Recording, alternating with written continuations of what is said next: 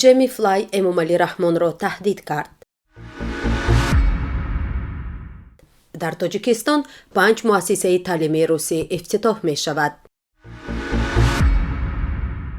тоҷикистон барои гурезагони эҳтимолӣ кӯмак гирифт.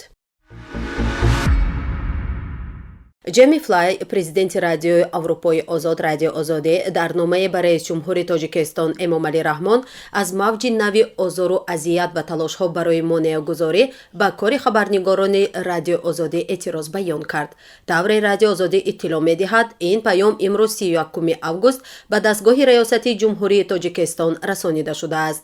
Вокуниши раис ҷумҳури Тоҷикистон ё дастгоҳи ӯ ба ин номаи Флай чӣ хоҳад буд маълум нест, вале пеш аз ин ҳамеша мақомоти Тоҷикистон новобаста аз фишорҳо болои расонаҳо ва рӯзноманигорон мегуфтанд, ки фазои кор барои расонаҳои ахбори он дар Тоҷикистон боз ва озод аст. Президенти Радио Озодӣ гуфтааст, баъди нооромиҳои моҳи май дар вилояти мухтори Кӯҳистони Бадахшон, мавридҳои тарс додану таъқиби журналистони Радио Озодӣ ва аъзои оилаҳои онҳо аз гузашта бештар шудааст.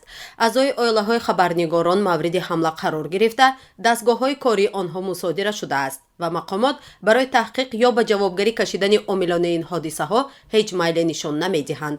онҳо мавриди таҳқири интернетӣ ва лафзӣ қарор мегиранд, боздошт мешаванд ва бе ҳеҷ далеле таҳдиди ба боздошт мешаванд.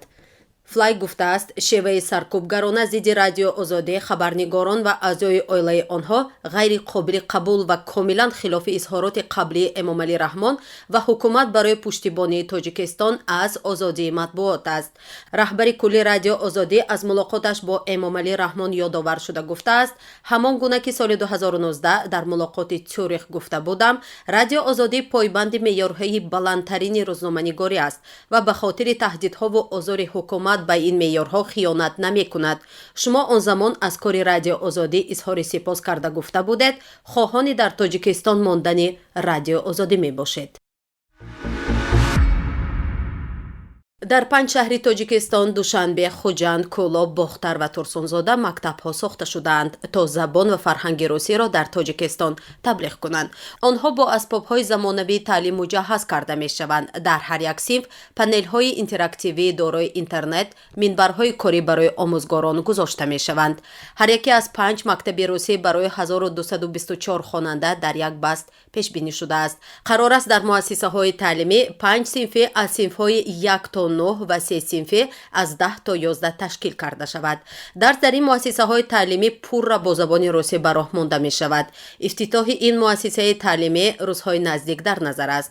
омӯзгорон ҳам аз Тоҷикистон ва ҳам аз Русия барои кор ҷалб шудаанд. маоши омӯзгорон пурра аз ҷониби Федератсияи Русия пардохт мешавад. Шамъи Гулшарифзода, мудири шуъбаи маорифи шаҳри Бохтар, ба расонаҳои маҳаллӣ гуфтааст, ки дар шаҳри Бохтар хоҳишмандон барои таҳсил дар ин муассиса кам нестанд. дар ду баст наздики 2000 хонанда қабул кардан мумкин аст. ба иттилоъи хабаргузории ТАСС, рӯзи 1 сентябр раис ҷумҳури Русия Владимир Путин ва Эмомалӣ Раҳмон, раис ҷумҳури Тоҷикистон, дар ифтитоҳи ин 5 мактаби русизабон тариқи видеоконфронс иштирок хоҳанд кард. тоҷикистон барои гурезагони эҳтимолӣ кӯмак гирифт. кӯмаки иборат аз хаймаҳо, зарфҳо барои ошхона, зарфҳои об, батареяҳои офтобӣ, таҷҳизоти хоб барои 1000 оилаи эҳтимолии паноҳандагон ва афроде ки аз ҳаводиси табиӣ осеб дидаанд ба ҳукумати Тоҷикистон аз ҷониби ҳукумати Ҷопон аз тариқи дафтари Комиссарияти Олии Созмони Милали Муттаҳид дар умури паноҳандагон дода шуд. бино ба иттилоъи маркази матбуоти кӯмаки ҳолатҳои фавқулоддаи Тоҷикистон, ҳадафи асосӣ расонидани кӯмаки ҳамаҷониба ва саривақтӣ ба аҳолии ниёзманд мебошад. пагоҳ 1 сентябр дар ҳудуди ноҳияи Ҷалолиддини Балхи вилояти Хатлон маросими супоридани марказии ҷойгиркунии муваққатӣ барои гурезаҳои эҳтимолӣ, ки дар ҳудуди яке аз шуъбаҳои Кумитаи ҳолатҳои фавқулоддаи Тоҷикистон воқеъ аст, баргузор мешавад.